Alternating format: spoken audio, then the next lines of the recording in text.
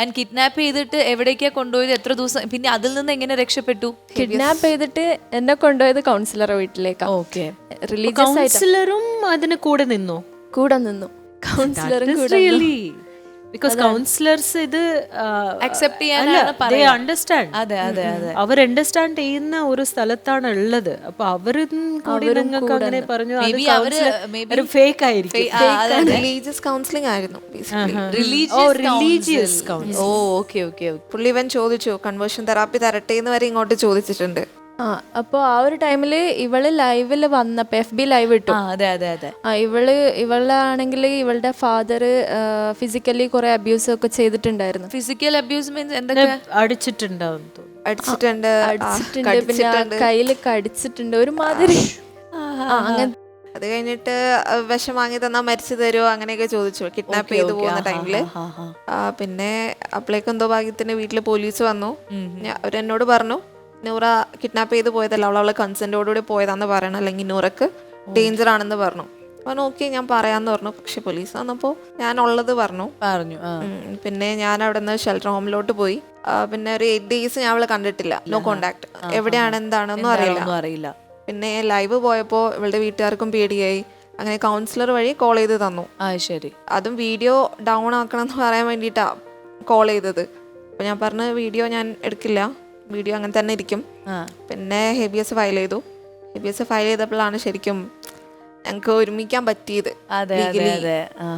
അപ്പൊ എനിക്ക് തോന്നുന്നു നിങ്ങളുടെ ആ നിയമസഹായം നിങ്ങളെ ഒന്നിക്കാനായിട്ട് ഹെൽപ്പ് ചെയ്തു അല്ലേ? ആ ഒരു ലൈവ് പോയപ്പോൾ ഒരുപാട് ആളുകൾ അത് കണ്ടിട്ട് ഇവരെ സപ്പോർട്ട് ചെയ്യാനായിട്ടുണ്ടായിരുന്നു. ഈ നിങ്ങൾ May 9th വീട് വിട്ട് ഇറങ്ങിയെന്ന് പറഞ്ഞില്ലേ, ആ ഇറങ്ങാനായിട്ട് എന്തെങ്കിലും ഒരു പെർട്ടിക്കുലർ സാഹചര്യം ഉണ്ടായിരുന്നോ? ഉണ്ടായിരുന്നു. എൻ്റെ വീട്ടില് നല്ല പ്രശ്നം ഉണ്ടായിരുന്നു. പിന്നെ മാരേജിന് നല്ല പ്രഷർ ഉണ്ടായിരുന്നു. അതായത് ഒരു നോർമൽ അതും എന്നോട് ചോദിക്കുന്നില്ല do you like this person, ഒരു പർട്ടിക്കുലർ പേഴ്സൺ ഇഷ്ടമാണോ എന്നും കൂടി ചോദിക്കുന്നില്ല. ഒരു എന്താ പറയുക, ഒരു ഒബ്ജക്ടിഫൈ ചെയ്യാണ് മൊത്തത്തിൽ. എന്നോട് ഷോർട്ട് ഡ്രസ് ഇട്ടിട്ട് അയാളുടെ ഫ്രണ്ടിൽ വന്ന് നിൽക്കാൻ പറയും. സാധാരണ മുസ്ലിം ഫാമിലീസ് ഇത് ചെയ്യാത്തതാണല്ലോ അല്ലേ? ഇവിടെ അങ്ങനെയൊക്കെ നടന്ന്.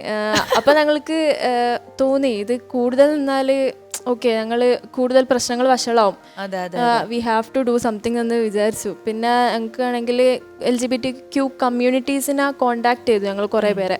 അപ്പോൾ അവരൊക്കെ പറഞ്ഞത് ഇൻഡിപെൻഡൻ്റ് ആയിട്ടേ വീട് വിട്ട് ഇറങ്ങാവൂ, അല്ലാതെ ഇറങ്ങിയാൽ ഭയങ്കര സ്ട്രഗിൾ ആയിരിക്കും. സ്റ്റെബിലിറ്റി ഇമ്പോർട്ടന്റ് ആണെന്ന് പറഞ്ഞു.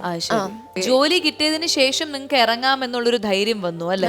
കാരണം ഒറ്റയ്ക്ക് ഇതുപോലെ കൊച്ചിയിൽ ജീവിക്കണമെങ്കിലൊക്കെ ഇവർക്ക് ഫിനാൻഷ്യലി ഇൻഡിപെൻഡന്റ് ആയിരിക്കണമല്ലോ. കാരണം ഈ ഒരു സിറ്റുവേഷനിൽ ഫാമിലി എന്തായാലും ഹെൽപ്പ് ചെയ്യാൻ പോകുന്നില്ല. അപ്പൊ ഈ ജോബ് നേടണം എന്നിട്ട് വേണം ഇറങ്ങണം, അതൊക്കെ നിങ്ങൾ പ്ലാൻഡ് ആയിരുന്നു അല്ലേ? 3 വർഷത്തെ നീണ്ട പ്ലാനിങ്. അതെ, 3 വർഷത്തെ ഒരു പ്ലാനിങ് ആയിരുന്നു. ഇപ്പൊ എന്തെങ്കിലും പ്രശ്നമുണ്ടോ ഫാമിലിയുടെ സൈഡിൽ നിന്ന്? ത്രെട്ട് ഉണ്ട്, ഇപ്പോഴും ഉണ്ട്. ആക്ച്വലി അവരൊരു എക്സ്പയറി ഡേറ്റ് ഇട്ട് വെച്ചേക്കാണ്. ഒരു 2 years. ആദ്യം 2 months ആയിരുന്നു, 2 months കഴിഞ്ഞു പോയി. അപ്പൊ ഇനി അവർ കുറച്ചും കൂടെ വെയിറ്റ് ചെയ്യാണ്. ഇവര് തെറ്റിപ്പിരിഞ്ഞ് ഫാമിലിയിൽ വന്ന് ചേരും എന്നുള്ളൊരു. അത് കാണാത്ത ആ ഒരു ടൈം വരുമ്പോ ചിലപ്പോ ഇനിയും കിഡ്നാപ്പ് പാർട്ട് 2 ഉണ്ടാവും അറിയില്ല. അതായത് ഇങ്ങനെ ഗുണ്ടകളെ വിട്ട് ഭീഷണിപ്പെടുത്തി അങ്ങനെയൊക്കെ കേട്ടു, അങ്ങനെ തന്നെയാണോ? അല്ല, അത് ഞങ്ങള് 3 years കഴിഞ്ഞിട്ട് ഞങ്ങൾ വനജ കളക്റ്റീവ് എന്ന് പറഞ്ഞൊരു ഓർഗനൈസേഷനിൽ വെച്ചിട്ടായിരുന്നു കാണുന്നത്. അപ്പോൾ ആ ഒരു ടൈമിൽ വീട്ടിൽ നിന്ന് ഇറങ്ങിയതാണല്ലോ. അപ്പോൾ ഞങ്ങൾ രണ്ടാൾ ഫസ്റ്റ് ടൈം മീറ്റ് ചെയ്ത് അങ്ങനെ അവിടെ എത്തിയതിന് ശേഷമാണ് പാരൻസിനെ വിളിച്ച് അറിയിക്കുന്നത്. ഞങ്ങളിങ്ങനെ ഇവിടെ ഉണ്ട്, ഞങ്ങൾ ഇതാണ് എല്ലാം വിളിച്ചറിയിച്ചു. അപ്പം പാരൻസിന് ഇതൊന്നും കേൾക്കേണ്ട ആവശ്യമില്ല. പാരൻസിന് ലൊക്കേഷൻ സെൻഡ് ചെയ്യണം, ഞങ്ങൾക്ക് അവിടെ എത്തണം, കുട്ടീനെ കിട്ടണം, അത് മാത്രമേ ഉള്ളൂ. അങ്ങനെയാണ് ഇവർ വന്ന്, എൻ്റെ ഫാമിലി ആദ്യം വന്ന്, അങ്ങനെ ഇവർ കുറേ ബ്ലാക്ക് മെയിൽ ചെയ്ത്.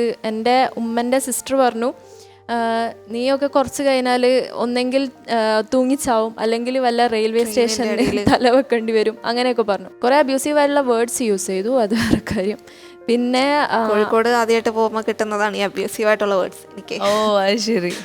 പിന്നെ ആ ഒരു ടൈമിലാണ് ഞങ്ങൾ അറിയുന്നത് ഏതെങ്കിലും ഒരു വീട്ടുകാരെ കൂടെ പോയിട്ടില്ലെങ്കിൽ എൻ്റെ വീട്ടുകാർ പൈസയൊക്കെ കൊടുത്ത് ഗുണ്ടകളെ സെറ്റാക്കി വെച്ചിട്ടുണ്ടായിരുന്നു. ഇൻ കേസ് ഞങ്ങൾ ഇവളുടെ വീട്ടുകാരെ കൂടെ പോയിട്ടില്ലായിരുന്നെങ്കിൽ ഞങ്ങൾ രണ്ടാളെ സെപ്പറേറ്റ് ചെയ്യായിരുന്നു. ഓ അങ്ങനെ. ഇവൻ പാരന്റ്സ് ഗുണ്ടകളെ വെച്ച് മക്കളെ. അതെ അതെ.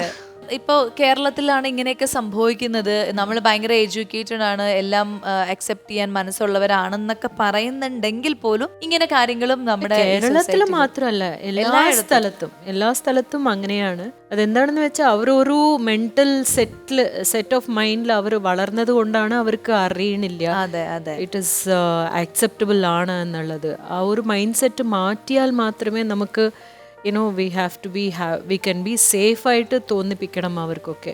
പക്ഷേ ഐ തിങ്ക് ദ ഷെൽട്ടർ തന്നവരും നിങ്ങൾക്ക് അഡ്വൈസ് ചെയ്തവരും ഒരു നല്ല ഫിനാൻഷ്യൽ ഇൻഡിപെൻഡൻസ് വന്ന ശേഷം ഇറങ്ങിയാൽ മതി. That's the best advice I think you guys got.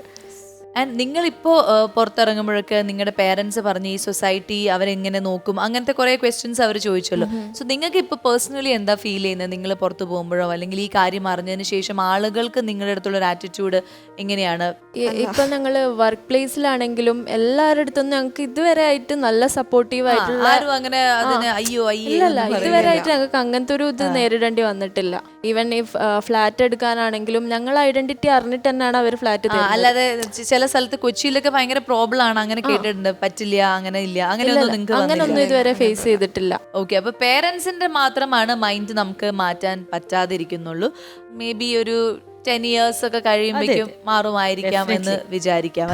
But മാറിയാലും ഞങ്ങള് ട്രസ്റ്റ് ചെയ്യുന്നില്ല, ഞങ്ങളെ ട്രസ്റ്റ് പോയി. കാരണം ഒരു കുറെ പ്രാവശ്യം ഞങ്ങൾ ട്രസ്റ്റ് ചെയ്തു, അവർ ഞങ്ങളെ ബിട്രേ ചെയ്തു. അതായത് ഇവരുടെ മനസ്സ് മടുത്തു.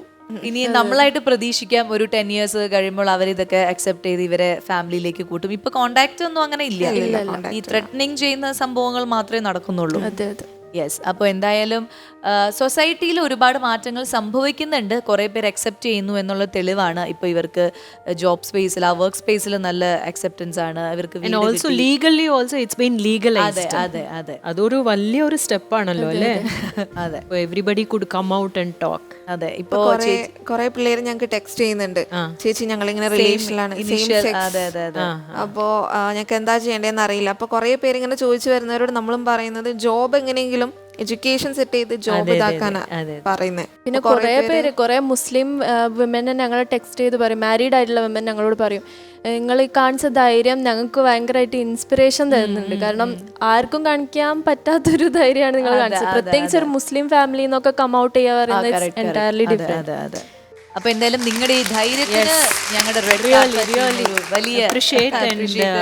മാത്രമല്ല, ഇനി ആർക്കെങ്കിലും ഇങ്ങനെ ഒരു പ്രശ്നം ഫ്രം ദി ഫാമിലീസ് വരുമ്പോ they can look up to you. അതെ അതെ. So just be strong and you are a great example. ഇത് കാണുന്ന പ്രേക്ഷകരോട് അല്ലെങ്കിൽ സൊസൈറ്റിയോട് പറയാനുള്ളതെന്ന് വെച്ചാൽ ജീവിക്കാനുള്ള അനുവാദം എല്ലാവർക്കും ഉണ്ട്. അതെങ്ങനെ ജീവിക്കണം എന്ന് അവരവർ സ്വന്തം തീരുമാനിക്കട്ടെ. അങ്ങനത്തെ ഒരു സൊസൈറ്റി ആയിട്ട് നമ്മൾ മാറണം. അതെ, എല്ലാവരെയും അക്സെപ്റ്റ് ചെയ്ത് ഹാപ്പി ആയിട്ടുള്ള ഒരു വേൾഡ് ഉണ്ടാകണം. അല്ലെങ്കിൽ എല്ലാ മനുഷ്യരും അങ്ങനെ ഒന്ന് ചിന്തിച്ചു കഴിഞ്ഞാൽ കുറേ പ്രശ്നങ്ങൾ മാറും. അതേമാതിരി പേരൻസിനോടും നമുക്ക് പറയാനുള്ളത് എന്താണെന്ന് വെച്ചാൽ, it is not a disease. അതെ, it is not a condition, it is very natural. Sometimes you have to accept. Accepting the truth is the best thing to do. Correct. നിങ്ങൾക്ക് എന്താണ് നമ്മുടെ പ്രേക്ഷകരോട് പറയാനുള്ളത്? ഈ ഒരു വേദിയിലേക്ക് ക്ഷണിച്ച ഞങ്ങൾക്ക് ഒരുപാട് താങ്ക്സ് ഉണ്ട്. Thank you so much. പിന്നെ രോഹിണി മാമിനെയും സ്വാസിക മാമിനെയും ഒക്കെ മീറ്റ് ചെയ്യാൻ പറ്റിയത് തന്നെ വലിയൊരു കാര്യം. പിന്നെ സൊസൈറ്റിയോട് ഞങ്ങൾക്ക് പറയാനുള്ള എന്താ വെച്ചാൽ, പാരൻസിനെ പേടിച്ച് അതുപോലെ തന്നെ സൊസൈറ്റീനെ പേടിച്ച് കുറേ പേര് ഫീലിങ്സ് സപ്രസ്ഡ് ആക്കിയിട്ട് നിൽക്കുന്ന പേര് കുറേ ഉണ്ട്. സോ അവരോടൊക്കെ പറയാനുള്ളത് ജസ്റ്റ് ഇൻഡിപെൻഡൻ്റ് ആവുക, കം ഔട്ട് ചെയ്ത് അവനവൻ്റെ ഐഡന്റിറ്റിയിൽ അവനവൻ ജീവിക്കുക, അത് തന്നെ പറയാനുള്ളൂ. ഇവൻ ഫേക്ക് ചെയ്ത് ജീവിക്കുന്ന കുറേ പേര് മെസ്സേജ് ചെയ്യുന്നുണ്ട്. അവർ പറയുന്നത് ഇപ്പോൾ ഭയങ്കര സ്ട്രെസ്ഡ് ആയിരുന്നു, ഇപ്പം എടുത്ത ആ ഒരു മാരേജ് എന്ന് പറയുന്ന ആ ഒരു ഡിസിഷൻ തെറ്റായിരുന്നു എന്ന് ലേറ്റർ ഓൺ ആണ് അവർ റിയലൈസ് ചെയ്യുന്നത്. അപ്പൊ റിഗ്രറ്റ് ചെയ്യുന്നതിനും നല്ലത് നേരത്തെ ഒരു ഡിസിഷൻ എടുത്ത്. അതെ, രണ്ടുപേരുടെ ജീവിതം കൊളാക്കണ്ടല്ലോ അല്ലേ? എനിക്ക് നിങ്ങളോട് പറയാനുള്ളത്, നിങ്ങളെ പോലെ കരുത്തുറ്റ തീരുമാനങ്ങൾ എടുക്കുന്ന ധീര വനിതകൾക്കുള്ള വേദിയാണ് നമ്മുടെ റെഡ് കാർപ്പറ്റ്. അപ്പൊ സ്ത്രീകൾക്ക് വേണ്ടി സംസാരിക്കുന്ന, സ്ത്രീകൾക്ക് വേണ്ടിയിട്ടുള്ള ഈ വേദിയിൽ നിങ്ങളെ രണ്ടുപേരെയും ഇത്രയും ചെറിയൊരു പ്രായത്തിൽ തന്നെ ഇൻട്രൊഡ്യൂസ് ചെയ്യാൻ സാധിച്ചതിൽ ഒരുപാട് സന്തോഷം. അപ്പോൾ ഓൾ ദി വെരി ബെസ്റ്റ്. നിങ്ങളുടെ ലൈഫ് അടിച്ചു പൊളിക്കൂ. എന്തായാലും ഒരു സമ്മാനം തരാം, അത് വാങ്ങിക്കാം. ഓക്കെ.